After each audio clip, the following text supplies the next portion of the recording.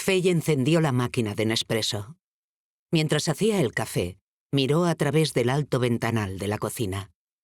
Como de costumbre, se emocionó ante el panorama. Aquella casa en la localidad de Ravi se había convertido para ella en el paraíso terrenal. El pueblo en sí no era muy grande, solo tenía 200 habitantes permanentes y se tardaban unos 5 minutos en recorrerlo entero. Eso sin apretar mucho el paso. Sin embargo, en medio de la plazoleta había un restaurante que se llenaba todas las noches y en el que servían la pizza y la pasta más ricas que había comido en la vida. A veces entraba algún que otro visitante porque, sobre todo ahora, a finales de mayo, empezaba a aumentar la afluencia de turistas. Animosos ciclistas franceses o jubilados estadounidenses que habían alquilado una caravana y que, por fin, cumplían su sueño de ver Italia mientras que sus hijos, ya adultos, se preguntaban por qué sus padres se empeñaban en tener una vida propia en lugar de estar disponibles y hacer de canguros de emergencia para los nietos. Suecos, en cambio, no había. Faye no había visto a ningún sueco desde que compró la casa. De hecho, eso había constituido un factor decisivo a la hora de elegir la localidad. En Suecia era famosa de norte a sur. En Italia quería ser una desconocida. Era lo que necesitaba. La preciosa casa antigua que había comprado no se encontraba en el centro del pueblo, sino a un paseo de 20 minutos de allí. Estaba situada en la cima de una colina, con parrales que trepaban por la ladera hasta alcanzar la casa. A Faye le encantaba bajar y subir aquellas pendientes, ir a comprar pan, queso y prosciutto. Aquello era la encarnación misma del tópico de la vida en la campiña italiana, y ella la disfrutaba al máximo, al igual que su madre, Ingrid, y que Kerstin y Julien. Se habían convertido en un cuarteto inseparable en los 2 años transcurridos desde que condenaron a prisión a Jack, el exmarido de Faye. Kerstin e Ingrid competían por ver quién mimaba más a Julien, y ahora que Kerstin pasaba cada vez más tiempo fuera, Ingrid había asumido la tarea de enviarle fotos y noticias de Julien a diario. El expreso ya estaba listo. Faye cruzó el salón taza en mano y se dirigió a la parte posterior de la casa, donde el chapoteo y las alegres voces infantiles anunciaban que allí había una piscina antes incluso de que pudiera verse. A Faye le encantaba aquel salón.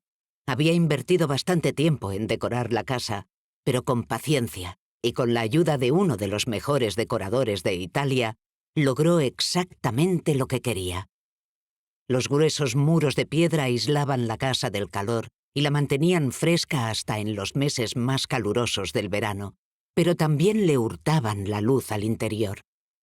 Compensaron la falta de claridad con muebles robustos de tonos suaves y abundante iluminación indirecta, y los grandes ventanales que daban a la parte trasera también contribuían a que entrara la luz. Le encantaba la forma casi imperceptible en que el salón daba paso a la terraza. Notó al salir el roce de las cortinas blancas. Saboreó el café y observó a su hija y a su madre, que aún no habían advertido su presencia. Julien había crecido muchísimo. Tenía el pelo casi blanco, aclarado por el sol. La cara se le llenaba de nuevas pequitas que se multiplicaban casi a diario, y estaba preciosa, sana y feliz. Todo lo que Faye deseaba para ella, todo aquello que la vida sin Jack había hecho posible. «Mamá, mamá, mira, ya sé nadar sin los manguitos».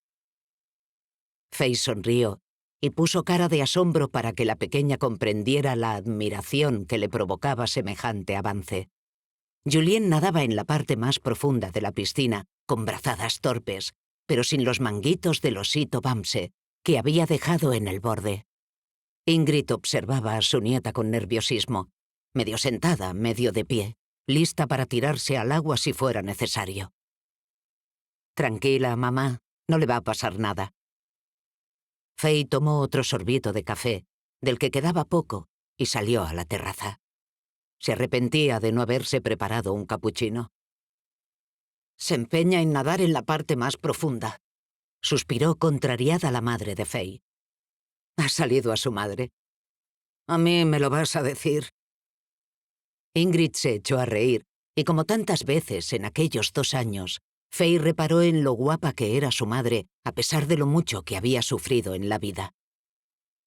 Las únicas personas que sabían que Ingrid y Julien estaban vivas eran Kerstin y ella. Para el resto del mundo, ambas habían muerto. Julien a manos de su padre, un delito por el que Jack estaba cumpliendo cadena perpetua en Suecia. Lo cierto es que estuvo a punto de destrozar a Faye. El amor que sentía por él la había convertido en una víctima. Sin embargo, al final él fue quien salió peor parado. Faye se acercó y se sentó en un sillón de mimbre al lado de su madre, que estaba alerta y no apartaba la vista de Julien. ¿De verdad tienes que irte otra vez?, preguntó sin dejar de mirar a la pequeña. La expansión del negocio en Estados Unidos es inminente y tenemos muchísimo trabajo con la nueva emisión de acciones. Si consigo cerrar la compra en Roma, la nueva compañía constituirá una aportación decisiva para Revenge. Giovanni, el propietario, quiere vender, así que se trata de que comprenda que no le van a hacer una oferta mejor que la mía. Claro que, como hombre que es, tiene una idea exagerada de su valía. La madre de Faye apartó la vista de ella y miró a Julien con preocupación. Lo que no entiendo es por qué sigues trabajando a ese ritmo. Solo conservas el 10% de Revenge y, con los beneficios que obtuviste al vender tus acciones, no necesitarías volver a mover un dedo en la vida. Faye se encogió de hombros, apuró el resto del café y dejó la taza en la mesa de mimbre. Ya, y a una parte de mí le encantaría quedarse aquí con vosotras, pero ya me conoces. Al cabo de una semana me estaría muriendo de aburrimiento. Además, no importa cuántas acciones tenga. Revenge es mi criatura y sigo siendo miembro del consejo de dirección. Por otro lado, me siento responsable de todas las mujeres que invirtieron en la empresa y que ahora son accionistas de Revenge. Apostaron por mí, por mi negocio, y quiero seguir administrándolo. Además, últimamente he estado pensando en volver a comprar más acciones. Si hay quien quiera vender, para ellas también sería una buena salida. Ingrid se incorporó un poco en el sillón al ver que Julien daba la vuelta después de hacer un largo. Ya, esa historia de la sororidad y todo eso, dijo. A mí me parece que tú y yo no tenemos la misma idea acerca de la lealtad de las mujeres. Son otros tiempos, mamá. Las mujeres trabajan unidas. De todos modos, a Julien no le importa que yo haga un viaje rápido a Roma. Lo hablamos ayer. En fin, tú sabes que pienso que eres muy inteligente, ¿verdad? Y que estoy orgullosa de ti. Faye le estrechó la mano entre las suyas. Sí, mamá, ya lo sé. Tú cuida de la mocosa y procura que no se ahogue. Yo no tardaré nada en volver. Faye se dirigió al borde de la piscina, donde Julien resoplaba tragando agua entre brazada y brazada. Adiós, cariño, ya me voy. Adiós. El resto de la despedida se ahogó cuando Julien trató de seguir nadando. Faye vio con el rabillo del ojo que Ingrid se dirigía rauda a la piscina. Tenía el equipaje preparado en el salón y la limusina que iba a llevarla a Roma ya había llegado. Levantó en el aire la elegante maleta de Louis Vuitton para que las ruedas no arañaran el reluciente suelo de madera oscura y se dirigió a la puerta. Al pasar por el despacho de Kerstin, la vio concentrada en la pantalla del ordenador, con las gafas, como siempre, en la punta de la nariz. «Toc, toc, ya me voy». Kerstin no levantó la vista. Una profunda arruga de preocupación le surcaba la frente. ¿Pasa algo? Faye entró en el despacho y dejó la maleta en el suelo. «No lo sé», dijo Kerstin despacio, aún con la vista fija en la pantalla. «Me estás preocupando. ¿Hay algún contratiempo con la nueva emisión o con la expansión en Estados Unidos?» Kerstin meneó la cabeza. Todavía no lo sé. ¿En serio? ¿Tengo que preocuparme? Kerstin tardó en responder. Pues... todavía no. Un coche tocó el claxon en la calle y Kerstin señaló la puerta. Vete, anda, cierra el trato en Roma. Ya hablaremos después. Pero... bah, seguro que no es nada. Kerstin le sonrió para tranquilizarla, pero mientras se dirigía a la pesada puerta de madera, Faye no pudo evitar pensar que algo se estaba fraguando y que el peligro estaba al acecho. Pero ella lo resolvería. Tenía que resolverlo, como solía hacer siempre. Se acomodó en el asiento trasero, le indicó al chófer con la mano que arrancara y abrió la botella que la esperaba dentro. Mientras el coche se dirigía a Roma, ella iba pensando y tomando sorbitos de champán. Faye se examinó detalladamente la cara en el espejo del ascensor, mientras 3 hombres vestidos de traje la observaban encantados. Abrió el bolso de Chanel, cerró la boca y se aplicó despacio una capa de lápiz de labios de Revenge. Se pasó un mechón de pelo rubio por detrás de la oreja y cerró la barra de labios con la R grabada en la funda, al mismo tiempo que el ascensor llegaba al vestíbulo y los caballeros se apartaban para dejarla salir primero. Sus pasos resonaban en el suelo de mármol blanco y la brisa nocturna agitó los pliegues del vestido rojo en el momento en que el conserje le sostenía la puerta de cristal. «¿Taxi, señora?», preguntó. Ella negó sonriente sin aminorar el paso y una vez en la acera, giró a la derecha. El tráfico se había detenido. Los coches tocaban el claxon, los conductores maldecían asomando la cabeza por la ventanilla abierta. Faye iba disfrutando de su libertad, de ser una visitante solitaria en una ciudad en la que no conocía a mucha gente y donde nadie podía exigirle nada. Se sentía libre de responsabilidad, libre de culpa. La reunión con Giovanni, el propietario de la pequeña empresa familiar de cosmética que vendría a completar la línea de productos de Revenge, había ido de maravilla. En cuanto Giovanni vio que de nada le serviría hacerse el superior o el macho dominante para convencerla de que aceptara sus condiciones, la reunión dio un giro a favor de Faye. Le encantaba el juego de la negociación.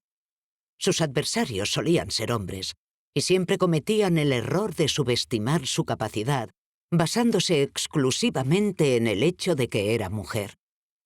Una vez que habían reconocido la derrota, los hombres podían dividirse en 2 grupos: aquellos que se marchaban de la reunión echando humo de rabia y con un odio aún más firme por las mujeres, y aquellos que se enamoraban de ella, sucumbían al estímulo de su carisma y su saber, y se iban de la reunión con la entrepierna dura, no sin antes haberla invitado a cenar esa noche.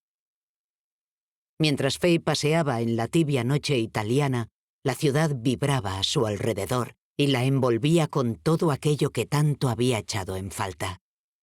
Aquel paseo no tenía ningún destino. Ya se presentaría la ocasión. Solo tenía que dejar que el pulso de la ciudad se adueñara de su cuerpo. Pronto se vería obligada a ponerse la máscara otra vez, a representar el papel que le había correspondido en su país. Sin embargo, esa noche podía ser quien ella quisiera. Continuó hasta una plaza preciosa de suelo empedrado y se adentró vagando en un laberinto de callejuelas. Una tiene que perderse para poder resurgir, pensó. Un hombre apareció de entre las sombras para ofrecerle su mercancía con un ronco susurro, ante el que Faye negó con un simple gesto.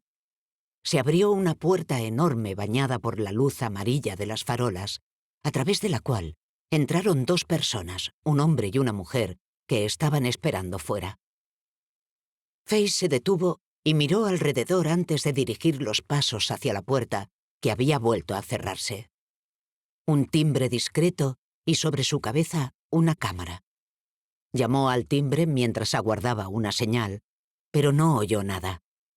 Al final la cerradura emitió un zumbido, la puerta cedió y descubrió ante ella una amplia sala llena de gente elegante e inundada del tintineo de las copas. Al frente había una pared de cristal y al otro lado una terraza espléndida. Las ruinas iluminadas del Coliseo relucían a lo lejos como una nave espacial que se hubiera estrellado contra el suelo.